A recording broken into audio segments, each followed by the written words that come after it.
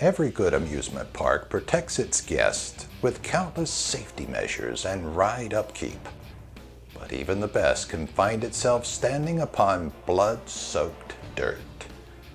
Beneath the boisterous laughter that fills your favorite parks, if you listen close enough, are the echoes of horrific and deadly accidents. We're about to take you on an unforgettable ride through the tunnel of horrors. But are the stories we're about to tell real? Or are we just sending you through a winding loop of deception? Can you decide what's fact or fiction? The line that divides the factual from the unreal has long since blurred. The tales we once thought fantastical, now implanted as true. To decipher verity from the imagined, you must break from the ordinary and consider a universe where the outlandish prevails.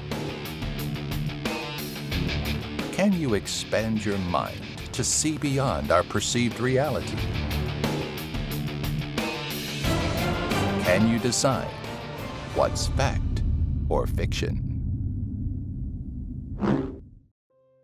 Matt Lesotho considered himself a certifiable jokester. Many thought it was a means of covering insecurities, and sometimes his pranks, tricks, and jokes did go a little too far. During a warm summer night at a local carnival, Matt was feeling particularly mischievous.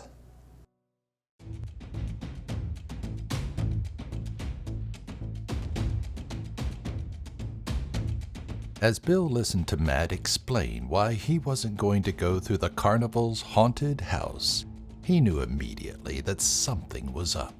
The class clown wasn't one to be deterred by much, and a few cheesy animatronics and funhouse lighting certainly wasn't going to do the trick. Still, he went along with it, trying to gauge whether Tracy was also falling for whatever shenanigans awaited. They let Matt play his game and went into the ride together. Even as the cart slowly started to chug along the rickety track, Bill could hear Matt talking to others waiting in line about how scary the ride was. He was really trying to sell the gag. "What do you think he has planned?" Bill queried Tracy as the cart entered the darkened house. "I'm sure he'll pop out in a mask or something stupid." Her attitude was dry and clearly unenthusiastic of her friend's antics. The two waited, expecting Matt to pop out of every sharp turn they passed. They passed by dozens of rubber bats and matted monsters as the cart creaked its way towards a neon glow ahead. The closer they got to the room, the cart started to pick up speed until there was a slight wind blowing against them. They broke through the curtain and were met with a psychedelic mess of colors. Clown laughter filled the room, and automated figures lunged lazily from hidden crevices. Just when Billy thought the trippy color scheme and increased speed would make him sick, he saw it. A shadow moved against the orange wall at the far end of the room. The closer they got to it, the more the shadow started to take a familiar shape. Billy could make out the idiotic smirk on Matt's face before he leapt from the shadows. He could also clearly make out the moment that smile turned into a worried frown. Matt had misjudged his first step and tripped over rigging on the floor, and with little space between him and the track, he instantly knew what that error would cost him. His intention was to terrify his friends, and as his body slammed into the front of the cart, they received quite the fright. Though the cart eventually stopped, it had dragged Matt's body along the metal track, leaving a bloody mess. We've all heard the old adage, boys will be boys. So is Matt's gag gone wrong really that shocking of a tale? Of course, Matt may not even exist, and this could be a story pulled straight from our imaginations. Comment with what you think really happened. While you share what you think, we have another tragic tale to tell, that of 17-year-old Donna Merkel and the Land of Adventure. It was meant to be a summer job, something to hold her over until school started again. When the school year began, however, Donna was nowhere to be found, and the Land of Adventure was never the same again.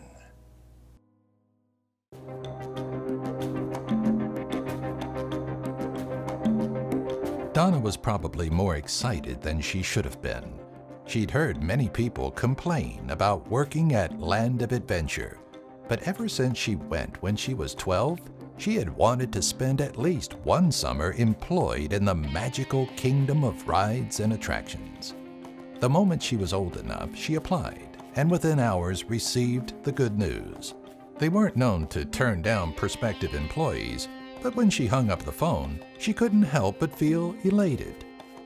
During orientation, she expressed interest in working at the park's most interactive attraction, a musical journey through a land of awe and wonder featuring lifelike animal animatronics.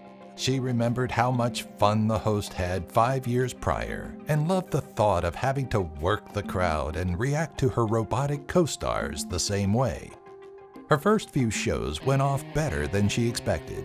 The crowd loved her bubbly personality and, despite having seen the show from the audience perspective nearly a dozen times, it still brought her great joy each time. As the night went on, Donna felt her enthusiasm wane as the need for a break pestered her. With no one to stand in for her, she didn't want to cause issues for management and simply pressed on.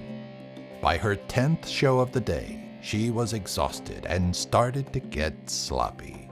One of her favorite things about the attraction was how the stage rotated to change the scene, giving the audience something new to gawk at. She knew where to stand to keep clear of the gap between the rotating wall and the stationary wall.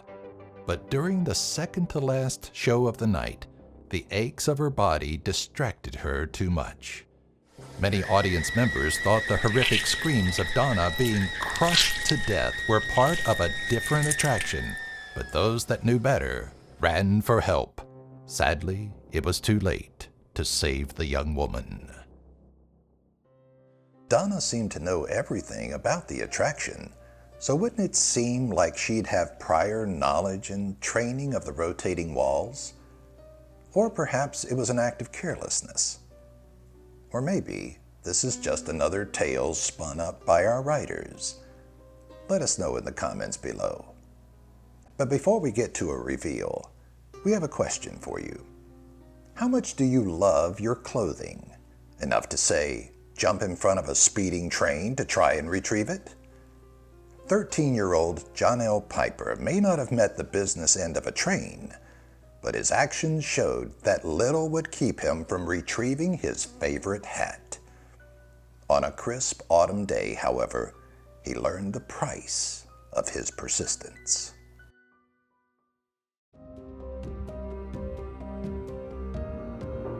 Why did you even bring it, Jay? They told you you'd lose that stupid thing on one of the rides. Janelle could hear his sisters nagging behind him, but he was too focused on the prize ahead to care. If he didn't act quickly, his fun day was about to turn tragic, and his most beloved article of clothing would be lost forever. During his ride on the Stinger, he had failed to heed his parents' warning to hold on to his favorite baseball cap tightly. Through an intense loop, he lost himself in the moment and let it slip from his hand. There wasn't much sentimental value to the hat, but over the years it had become part of his image. And when you're budding into a teenager, we all know how important that can be.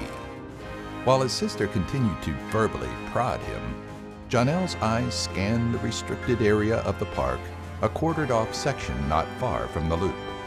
After minutes of scanning, he saw it wedged between two beams. It wasn't too high off the ground, and if he moved quickly, he could definitely rescue it. "Don't you dare, Jay," that persistently annoying voice warned him. "You're going to get us thrown out. Just wait for Mom and Dad." As he had been doing for the past few minutes, Janelle continued to ignore his sister, and once the roller coaster passed by, he made a break for it. The fence was easy to scale, and nobody seemed to even notice him trotting through the restricted area. He felt like he got to his hat in record time, the adrenaline coursing through his veins, fueling his burst of energy. Before retrieving it, he goaded his sister from afar, flipping her off as she frantically waved him down. She looked to be in a panic, less concerned about getting thrown out and more worried about something Jonelle hadn't realized. He strained to hear her, but his ears filled with an unmistakable, deafening noise. The oncoming cart hit him at such a speed that, even if his head hadn't been severed, the trauma would have been impossible to survive. Poor Jonelle learned the hard way that there's no personal item worth losing your head over. Do you think the patrons of that amusement park were treated to a grisly sight that day? Or are we sending you for another loop? Discuss your thoughts in the comments section below. And hold on to your hats. It's time for the reveal. Are you ready to find out if you can decipher between fact or fiction? Let's look back at tonight's 3 stories and find out which were born from reality and which were fabrications of the imagination. Matt Lasotto's tragic end to his playful prank may have been gruesome, but was it real?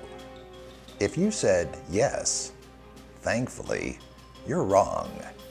While it's not unfathomable that someone could sneak into one of those pop-up haunted house rides, this story comes straight from our imagination.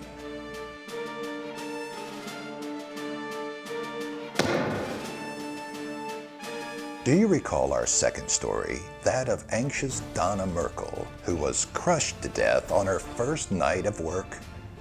Clearly, that's far too grim to have actually happened, right? Wrong. This tragic story was inspired by the death of Deborah Gale Stone.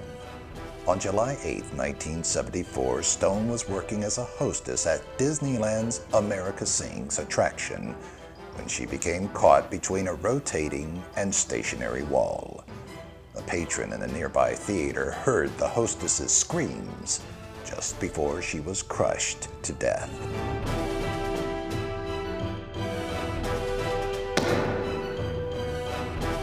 Now that we've ruined the happiest place on earth for you, let's look at our third story of young Jonelle Piper. Could a kid love a hat so much that he'd risk personal safety to retrieve it? If you think so, then clearly you know a thing or two about how children think. The story is based on a 2008 incident in which 17-year-old Asia Leishaw Ferguson jumped a fence in Six Flags Over Georgia to retrieve a hat he'd lost while riding the Batman roller coaster. Ferguson was struck by the coaster and decapitated.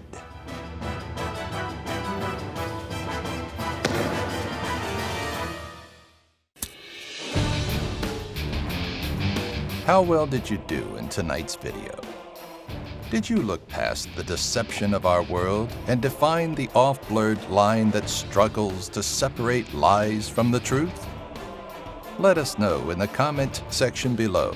And should you find the urge to test your perceptions again, be sure to subscribe and join us next time when we ask you to decide what's fact or fiction.